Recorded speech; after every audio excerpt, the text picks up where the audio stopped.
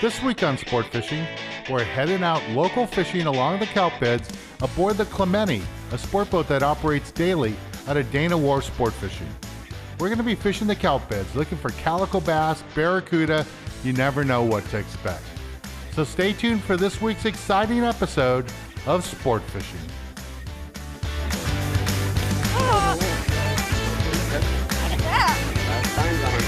Got another bass going there in the kelp. I'm Dan Hernandez and I live to fish. That's a nice vermilion right there. Yeah, this is what fishing's like. I have been fishing along the Pacific coast my entire life. Let me bring you in the action and share with you some great fishing tips along the way.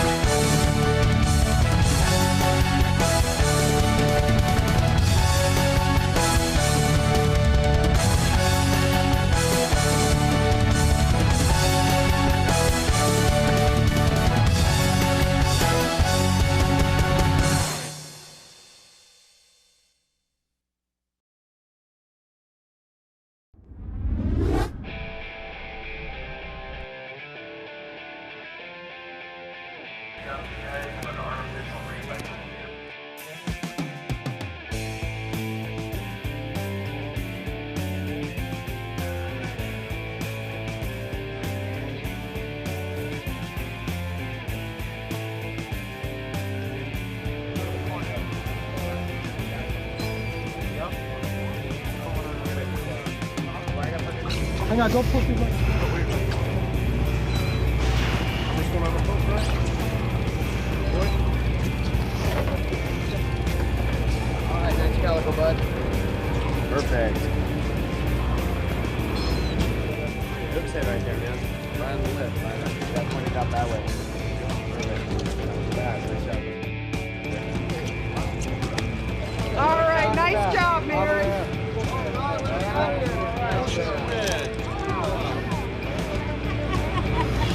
Oh, boy, I love it. That's really nice. Calico. Hey. Perfect. One in the skirt. You got one in the skirt.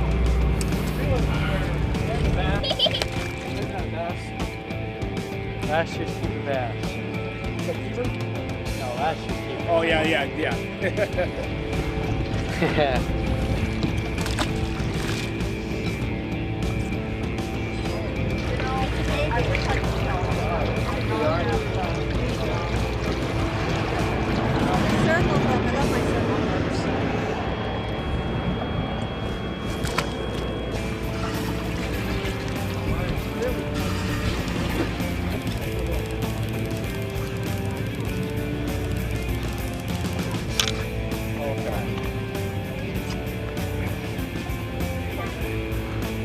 Off of our port side quite a bit. They do. Fish on here. Watch your lines real quick, King. Okay. Good work.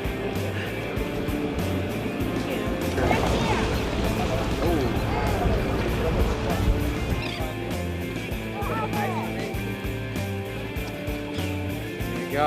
Let them go.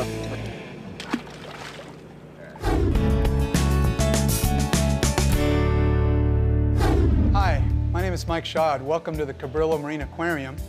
Here at the aquarium, I'm standing in front of our kelp tank, which is an aquarium that shows you the kind of fish you find in a kelp forest right here off Southern California. One of the fish that everybody really identifies with is called a kelp bass or a calico bass. I think one of the reasons people like it is because it's beautiful. It blends in with the environment so readily. Calico bass, kelp bass are very common in our local kelp forests. They really are kind of an iconic kelp forest inhabitant. Have a limit? Hey, that goes. Good short. Shot a bass in the kelp.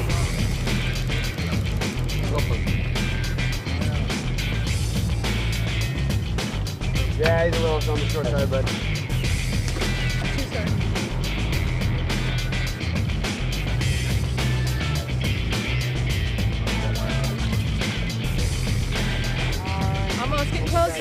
Almost there.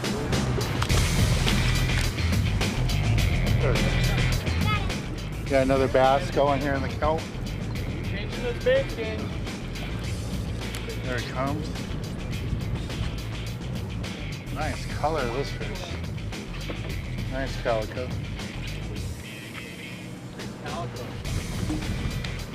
Just flipping a bucktail right in the kelp here. It's a beautiful color fish. You can tell this fish has been in the kelp a long time, gold color to it. And again, all I'm fishing is just a little bucktail jig like this. Just a beautiful little bait with a little strip of squid on there, and it's working really good. Well, let's take a little break from the action here aboard the Clemente and go to the tackle box and give you a good look at the gear we're using for today's fishing.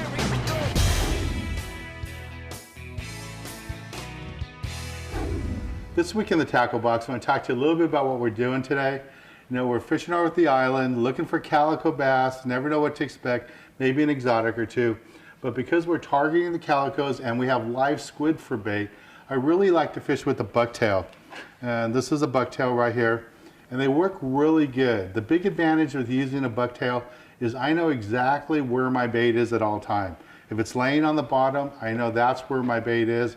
And as I wind the lure up a little bit, I'm picking that lure up off the bottom, working it. I know exactly where it is. I know that sounds a little weird, you know, why does it matter? But it's really important. If you're fishing with a sliding sinker, maybe your sinker's all the way in the bottom, but your bait could be anywhere from 5 feet to 20 feet off the bottom. You don't know where it is. With the bucktail, as that bait is falling to the bottom, I know that there's lots of slack out there, and as that lure's falling, fish picks it up. I know exactly where it is, and I can set the hook, and I get an idea of the depth that the fish are hanging out in. And I can target that depth over and over. If it's right on the bottom, off the bottom 10, 20 feet, or up on the surface, I'll get a good idea by the way this bucktail falls. Now, it's really important when you're fishing in these kelpy areas that you have your bucktail take a long time to fall down. Having that live squid on there will help with that. It's going to take longer for it to go down, but what really helps a lot is the size of bucktail you use. This is a 1/2 ounce model. This is a 6 ounce model. This is going to fall a lot faster than that, but if I can get away, if I can cast far enough with a 1/2 ounce model, that's what I'm going to use. I'm not really necessarily worried about the size of the hook because this is a much smaller. I just want to get that bucktail in there a couple of times and let that bait take its time and flutter down. If I have lots of current or if I have a lot longer cast to make, then I'm going to move up. I'm going to go to a 2 ounce or a 1 ounce. Sometimes I even have to use a 6 ounce bucktail if we just have screaming current. That's the only way I can get down there. And I know it looks like a big bait, and it is, but to a 5 pound or 8 pound calico bass, this just looks like a little French fry. They're going to eat that whole squid behind it and this at the same time, and they work out really good.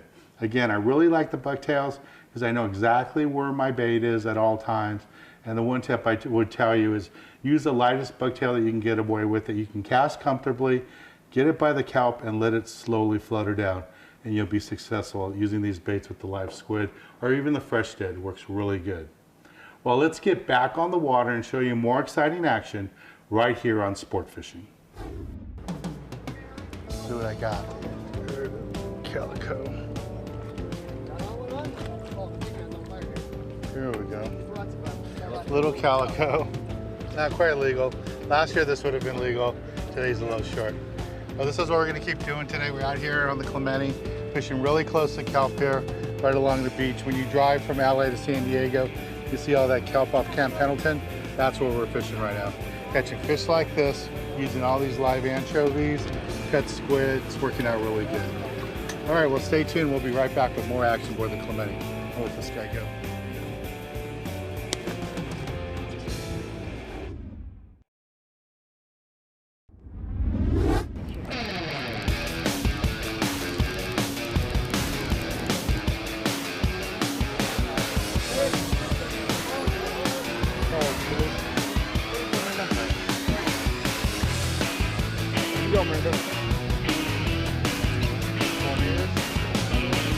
Ooh, another sand bass.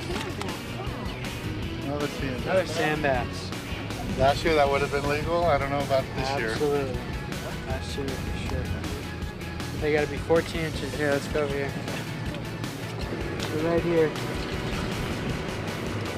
It was 12 inches. That was on a legal one last year. Here's 14 inches. That's what they gotta be. Got another inch. Good job, babe. Good job. Back down, Eva? Back up. That's fine, Ryan. Is he a keeper? No, he's a little short. We're gonna let him get a little bigger. Nice job, bro. Okay, thank you.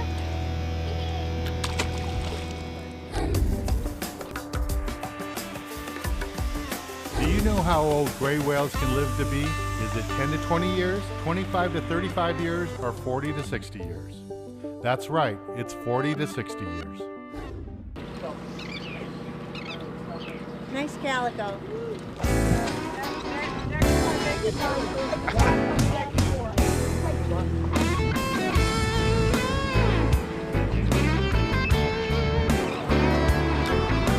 There we go, got another one going. Let's see what I got here. Probably another calico. Oh, he's in the kelp now. When you get in the kelp like this, what you want to do is keep pressure on it. Okay, here's Jim. That's his fish. You got that one on a bugtail. I got one going here on a bugtail. Here comes mine, sand bass. There's the sand bass. There's a legal sand bass. Nice. And here's Jim's calico. Bucktail. And they're both caught on a bugtail. Bucktail. That's the sand bass I just caught. We're gonna take a little break from the action here aboard the Clemente and go to the galley and show you how to cook up one of these delicious fish that we're catching today.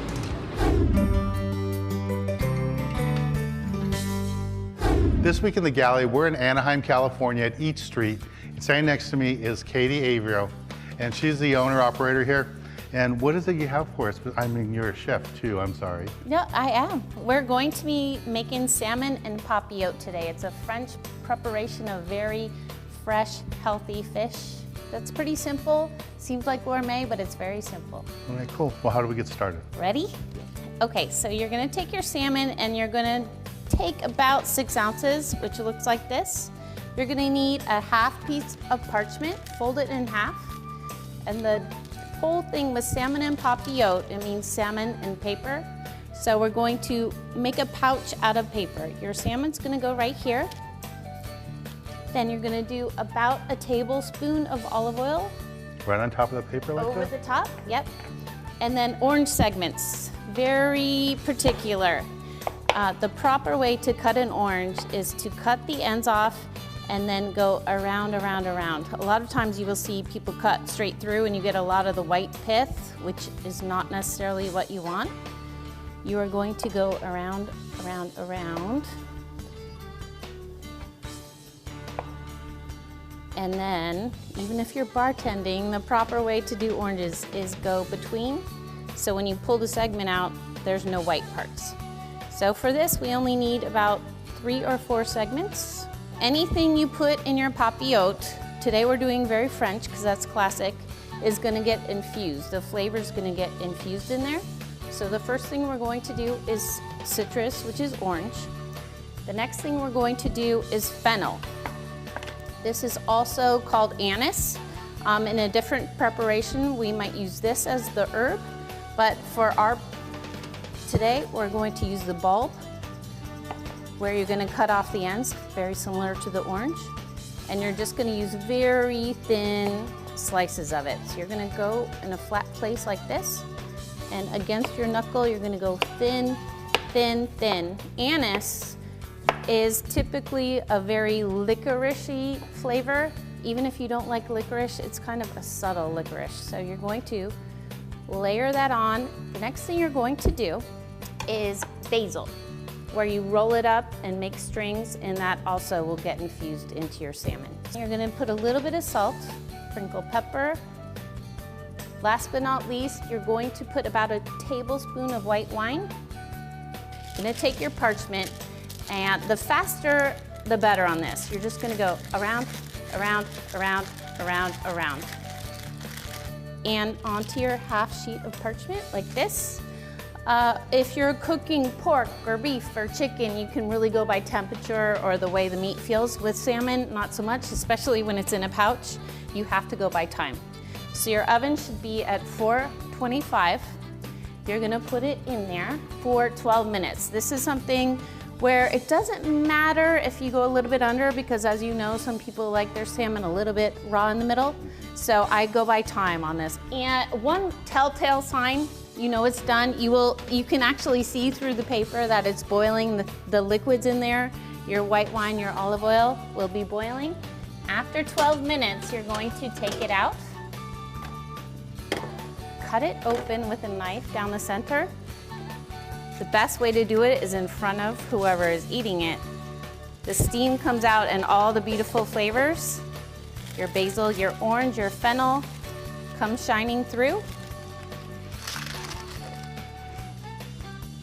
Well, I have to take a bite of this.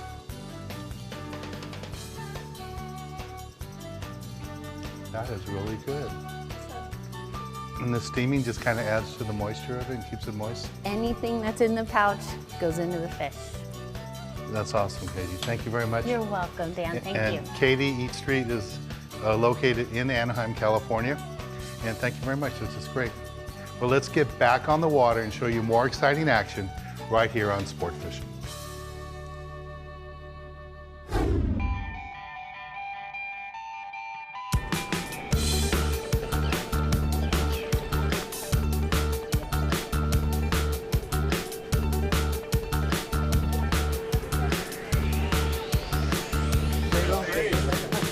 Bunch of nice fish.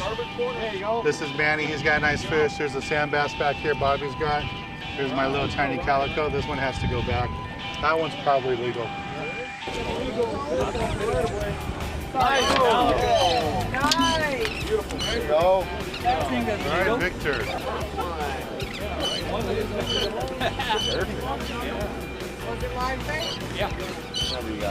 With a small anchovy, fly line with a quarter-ounce sinker, and just let it sink, and it'll just pick it up and run. All right.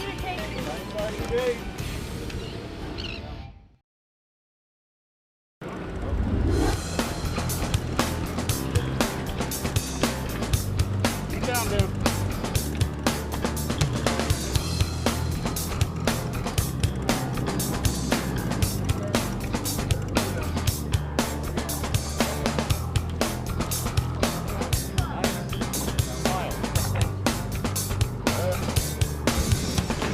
Got a little bass going here. Cher's got a bass going here. I think hers is going to be a lot bigger. Now we're basket weaving.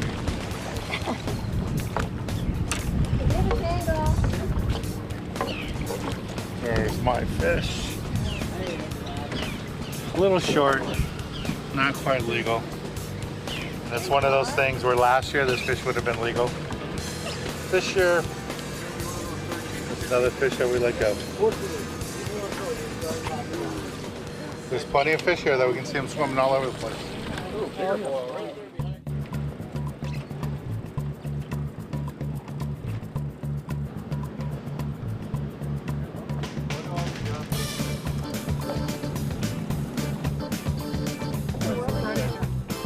There you are. This is the one, huh? Yeah. Okay.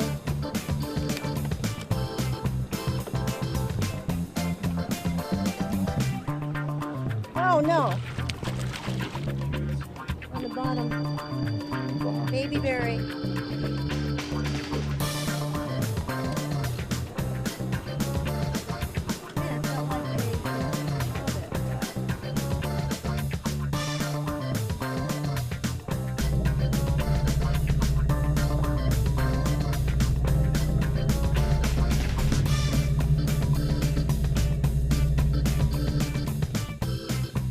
Yeah, it felt like I caught a minute ago. Hey.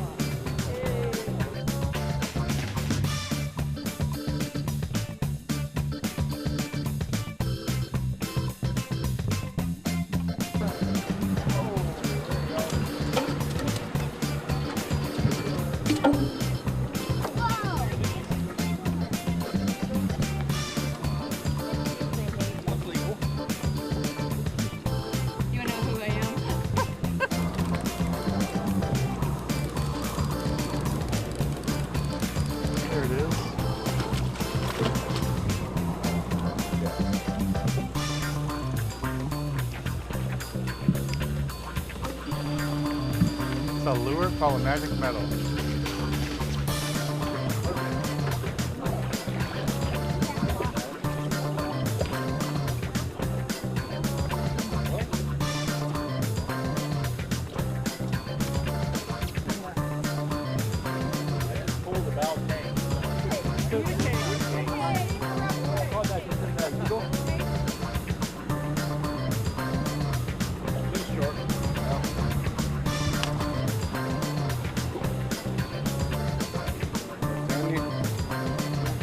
There we go. Do a magic metal light out there on these breaking fish. Got a barracuda. Looks like a legal fish. There he is. Legal berry on the jig. There you go. Nice fish.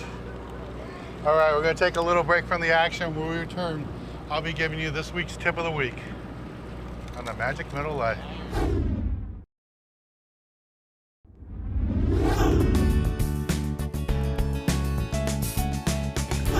For this week's tip of the week, I want to talk to you a little bit about what we did today to catch all these fish. And most of the fish today were taking on live anchovies. We had a good selection of bait, little tiny baits for chummy and bigger baits to put on the hooks and cast them out. Fish right in that kelp, water was warm, current was great, the water was in great condition, lots of fish in the water. We just had to weed through all the small fish to get those legals. That's this week's tip. When you're fishing with live bait, make sure you have a good lively bait on and you'll catch those fish. I want to thank the crew of the Clemente and all the anglers that joined us today. We had a great time fishing here today. I'm Dan Hernandez, hoping you enjoyed this week's episode of Sport Fishing, and I hope you join us again next week as we go looking for more of the best in sport fishing.